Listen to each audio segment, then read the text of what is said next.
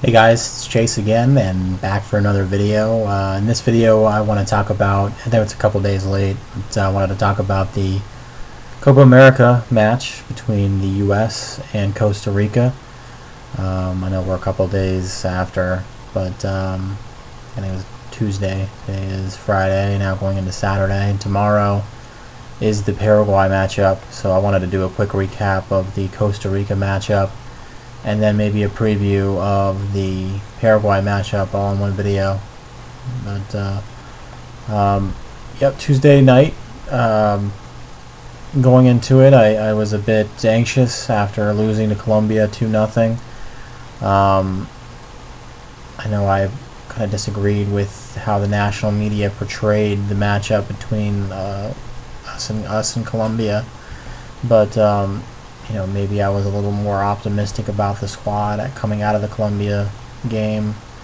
Looking back on it now, maybe the quality of the game. I knew that we didn't play amazing. We didn't play great, but I thought we played okay, which in some respects is definitely progress for this U.S. men's national team against Colombia. But that's all in the past now.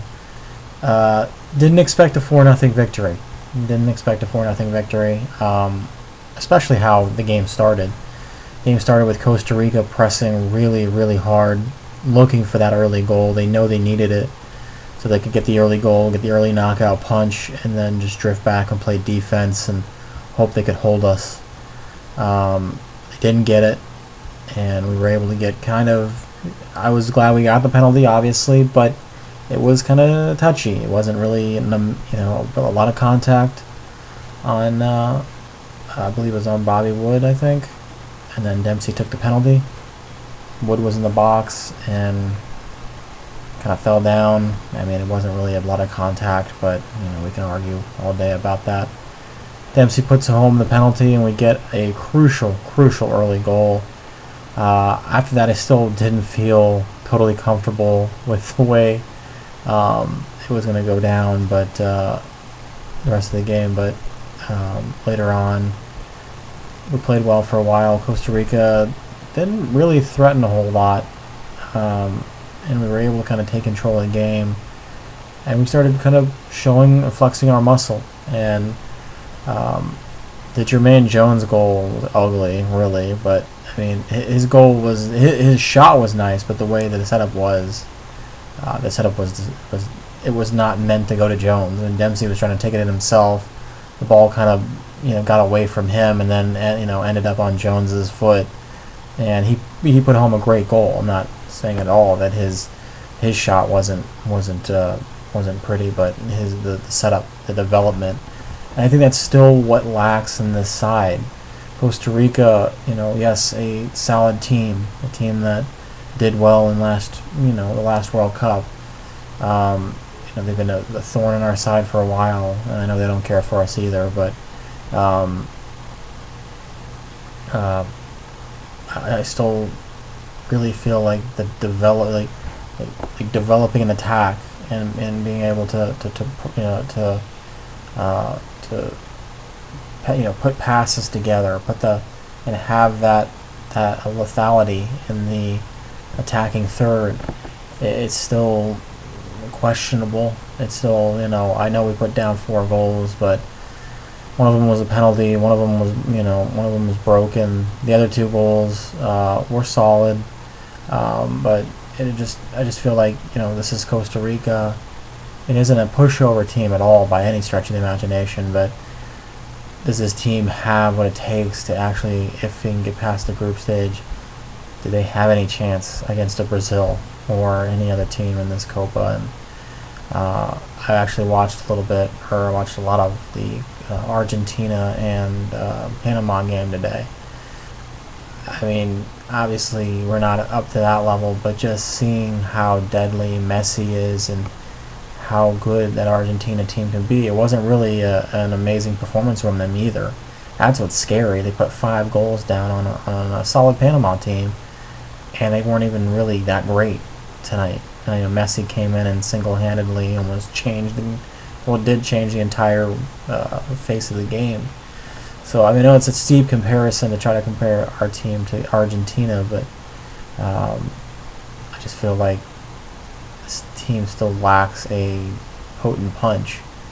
Everybody was calling for Pulisic and Nagby from the start, and it told you a lot about what kind of what's going through Klinsmann's head. He's not going to bow to the pressures of the media or bow to the pressures of the fan base. He's going to do what he wants to do. He's going to put the team that he believes in out there. And it was also telling that Pulisic and Nagby didn't see any time at all, weren't even subbed on. You saw the likes of Graham Susi, who ended up getting a goal, which was nice, and then Chris Wondolowski, which was kind of surprising. I still don't understand why Wondolowski's on the roster. He's a poacher. He's a poacher. He's a poaching striker. He's not really what we need. He can't. He's just not. He's just not what we need. Jordan Morris would have been a lot better than and to give Morris, and because Morris is the future of this squad. He's one of the future pieces of the squad. Wondolowski is not going to be in the 2018 World Cup. Then we can tell you that right now. That's not going to happen. So why not give Morris some time and experience in some really, really crucial games? I mean, these games are serious and are of a certain magnitude that it would be vital and very, very good for Morris to come on and get some experience. They're not going to have another Copa America in America for forever. So maybe another 100 years we'll have it, but I guess that's just not gonna. Morris might not be available in 100 years. So I don't understand the idea behind Wondolowski. Maybe he's a veteran and you want to get him. I don't get it either. No, I could see if it was like a World Cup. It was like he's never played in a World Cup, and you wanted to, even then that wouldn't make any sense because World Cups are too important to just have guys tagged onto the roster because they've never played in one and don't deserve to be there or have the talent enough to be there. So I don't understand it. I don't get it. I think that's one thing I really didn't get about the roster. Why Morris isn't on there is beyond me. So that's another discussion for another day. So Wondolowski comes on. He subbed him on, and it was a Zusi gets a goal. I believe Zardes gets the other goal. No, it was Bobby Wood. Bobby Wood gets the other goal. Really want Zardes to get a goal. Big boost for his confidence. His first touch is still a mystery. It's still just not good enough. And if he can get that going, if he can get his first touch to be a lot better, he could score some goals and he could be a really good attacking presence. He was all over the field. I don't know if that's a great thing or I know it shows the passion he has for this side and how much it means to him and how much he's going to put every ounce of energy that he has out there, which is great. It left him out of position in certain points, certain times, and I'm sure Klinsmann probably doesn't think that's the most ideal thing in the world, but it also shows how much it means to him, how much his Copa means to him, how much it means to play on this men's national team, and he's going to give everything to help it win. So that was nice. Good to see him very active, but still the attacking feature of his game, it needs work, and it's something that I hope develops and gets better in the future. I haven't seen a ton of Galaxy games this year, meaning to catch a few glimpses of him, so I'm not really 100% sure on how he's doing with the Galaxy. But maybe going forward, that'll get better and better as he gets older. So yeah, Zusiel added a goal too. He's a good sub to come on late in the game, it'd be interesting to see if Klinsmann goes with the same squad or he goes with Pulisic and Nagby. Are they available for subs? Are they available to start? Now that we've seen that he is not going to start them in a do-or-die game. Now, the Paraguay game is another do-or-die game, obviously, but Now that we've seen he's not going to start them, I would be very surprised if he were to start them in the Paraguay game as well. The Paraguay game is shaping up to me. It's shaping up. It's going to be a close one. I really think it's going to be a close one. We're not going to be able to roll through like we did against Costa Rica. Paraguay is a different kind of team. They were actually thought of as the weakest link in this group, but have shown that they are not at all that, and they are going to come out, and obviously a win for them gets them through. Costa Rica is most likely done. They have to play Colombia unless they can come up with a big win against Colombia. I see them as done. Colombia will win the group easily, like most of us thought that they probably would. Maybe not easily, but maybe not as easy as it happened. But they did get a fight from Paraguay, and it was a lot closer, I think, than people thought. And this is again, that's what I'm saying, is that a lot of these class sides are not even putting out 110%, in this Copa so far. Argentina, they look like they were coasting for the most of the game tonight. They didn't really put out 110% effort, and they still won 5-0. Colombia kind of coasting, and they're about to take 9 out of the possible 9 points and move on. So the classier sides are getting it done without even exerting a ton of energy. Shocking to see Venezuela get through and knock out Uruguay. That's crazy. Uruguay is definitely, one of the final teams, I thought, for sure. Even without Luis Suarez for the first couple of games. That whole situation was bizarre.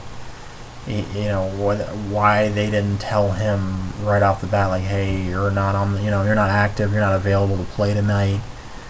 And then he starts getting geared up like he's going to come in, and then it didn't happen. And then they made the comment after the show on the post game, like, did you want to be the one to tell him that he can't play? So I could see how that would be a tough interaction for anyone to try to come up and confront Suarez and be like, no, you're not playing tonight. That probably wouldn't be a pretty sight, and you probably wouldn't hear the end of it. I wouldn't envy the man who has to say. That's probably why it wasn't said. It's probably why they didn't say anything. They were just hoping that he wouldn't notice, or he didn't want to play, or he didn't care. But obviously he did want to play. He wanted to save his country from exiting the Copa early. That is a shocker that they're gone. Chile had some problems tonight too against Bolivia. They get through on a questionable penalty. That's a rough. Bolivia, who really weren't expected to do a whole lot, come through and have a great game.